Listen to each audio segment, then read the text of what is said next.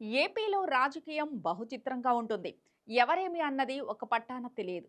ఏపీలో చూస్తే గతంలో ఎన్నడూ లేని విధంగా 3 పార్టీలు కలిసి ప్రభుత్వాన్ని ఏర్పాటు చేశాయి. మామూలుగా అయితే టీడీపీ ప్రభుత్వం అని పిలిచేవారు. ఇప్పుడు ఎన్డీఏ కూటమి ప్రభుత్వం అని అంటున్నారు.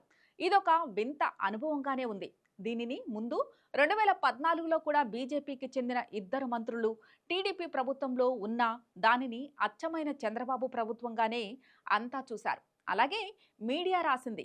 కానీ ఈసారి జనసేన అధినేత పవన్ కళ్యాణ్ కూటమిలో చేరడంతో పాటు ఆ పార్టీకి 21 మంది ఎమ్మెల్యేలు ఉండటం, బీజేపీకి 8 మంది ఎమ్మెల్యేలు ఉండటం జరిగింది.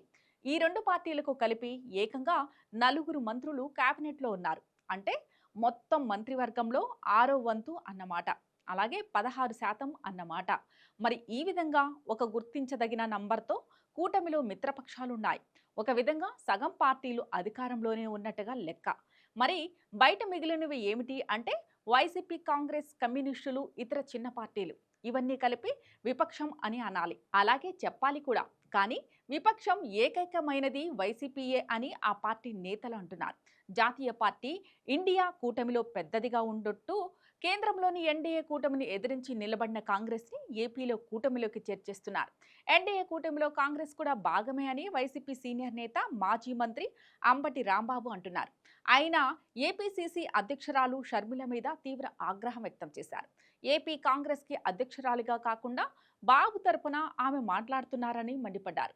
బాబు డైవర్షన్ పాలిటిక్స్లో షర్మిల ఒక భాగంగా మారారు అని అంటున్నారు. వక్త్ బిల్లు మీద టీడీపీ, బీజేపీకి అనుకూలంగా ఓటు చేస్తే దాని మీద బాబును ప్రశ్నించకుండా జగన్ మీద విమర్శలు చేయడం ఏంటి అని ఆయన నిలదీశారు. బాబుకు ఏ ఇబ్బంది వచ్చినా షర్మిల మీడియా ముందుకు వస్తున్నారు అని ఆయన ఆరోపించారు. కేవలం అన్న మీద కక్ష సాధించడానికే షర్మిల తెలంగాణలో తన పార్టీని మూసేసి మరీ కాంగ్రెస్లో చేరారు అని ఆయన ఎద్దేవా చేస్తున్నారు. ఏపీలో కాంగ్రెస్ని ప్రతిపక్ష పార్టీగా తాము భావించడం లేదని, జగన్ని ఇబ్బంది పెట్టేందుకు కూటమికి సహకరిస్తున్న పార్టీగానే చూస్తున్నామని అన్నారు. కాంగ్రెస్ కూడా ఆ తానులో ముక్కే అని అంబటి తేల్చేశారు. ఇక చంద్రబాబుకు ఇద్దరు చెల్లెళ్ళు ఉన్నారని, వారికి హెరిటేజ్ కంపెనీలో బాబు వాటాలు ఇచ్చారా అని ఆయన ప్రశ్నించారు. జగన్ చెల్లెలకు ఆస్తి ఇవ్వాలి అంటే ఆయన ఇష్టమని అన్నారు. ఒకవేళ న్యాయ ప్రకారం హక్కులు ఉన్నాయని భావిస్తే కోర్టులో షర్మిల తేల్చుకోవాలని, అంతే తప్ప ఒక పార్టీ ప్రెసిడెంట్గా ఉంటూ ఈ వ్యక్తిగత విమర్శలు ఏమిటని ఆయన ప్రశ్నించారు.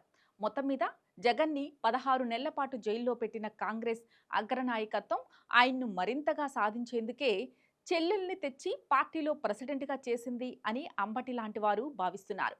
అంతేకాదు, ఏపీలో వైసీపీని టార్గెట్ చేయడమే షర్మిల పని అని అన్నారు. సో అందుకే కూటమిలో ఆ పార్టీని కలిపేశారు అన్నమాట.